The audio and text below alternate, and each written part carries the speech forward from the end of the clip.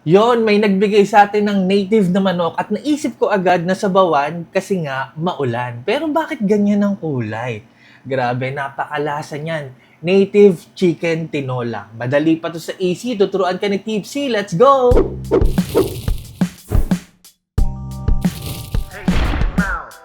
Yo, welcome to Pimp Your Food. Yan, shoutout kay Tito Ed na nabigyan tayo ng native na manok. At ito nga, gagawin natin siyang tinola. At kung mapapansin nyo dun sa ating intro, no, medyo dark yung kulay ng ating sabaw.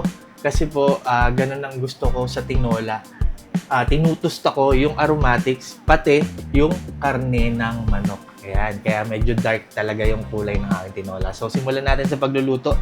Nag-isa ako ng bawang, no? Yung iba di naglalagay ng bawang sa tinola. Huwag nyo lagyan kung ano pong trip nyo, di ba? Ayun, ganun lang yan. And then yan, sunod natin ang ating luya. Medyo talab yung luya, mas masarap. And then maglalagay tayo ng sibuyas. Medyo madami, di ba? Para naman, ayan ang gusto ko, talagang lasang-lasa yung aromatics dun sa sabaw. At isa sa dahilan kung bakit ko tinutusta. Ayan, no? Hanggang sa maging ganyan itsura niya, parang may mga blister na yung ating sibuyas. Pwede na natin ilagay yung ating manok. Ayan, ang ating native na manok. At tulad ng sinabi ko kanina, gusto ko medyo may tosta rin yung ating karne ng manok. So, sa punto na yan, lalakasan ko yung apoy. Tapos, yan, hayaan lang natin na matusta yung manok. Siyempre, season natin yan ng asin at paminta. Pwedeng patis, no? Pero asin ang ginamit ko, gusto ko lang ma-highlight yung natural na lasa ng ating native na manok.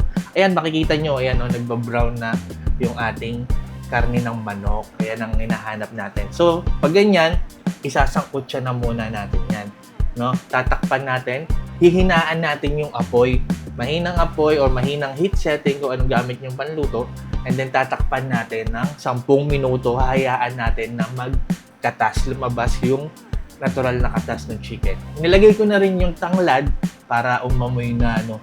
Ayan, pagkatapos ng 10 minuto, makikita yung sinasabi ko. Ayan ang sinasabi ko. 'Di ba? Nagkatas yung ating manok at nakita niyo yung kulay. 'Di ba? Kaya dark yung kulay ng ating sabaw. Pagkatapos niyan, ating masangkot siya, sasabawan na natin. Lulutuin na natin yung ating chicken. Fully cooked na. Ayan. Takpan lang natin. Medyo mas matagal lumambot ang native ng manok, no?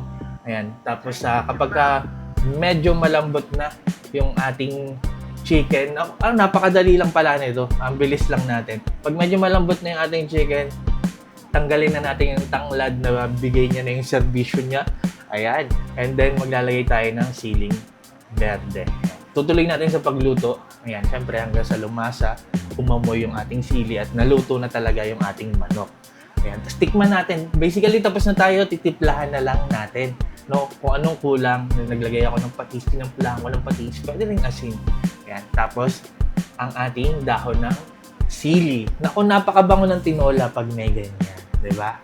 Ayan, no? Hindi na ako naglagay ng sayote or papaya kasi lagi kayo nag-aaway. Pero iyan, pwede kayo maglagay ng malunggay. And now, look at that. Napakasimple, napakadali.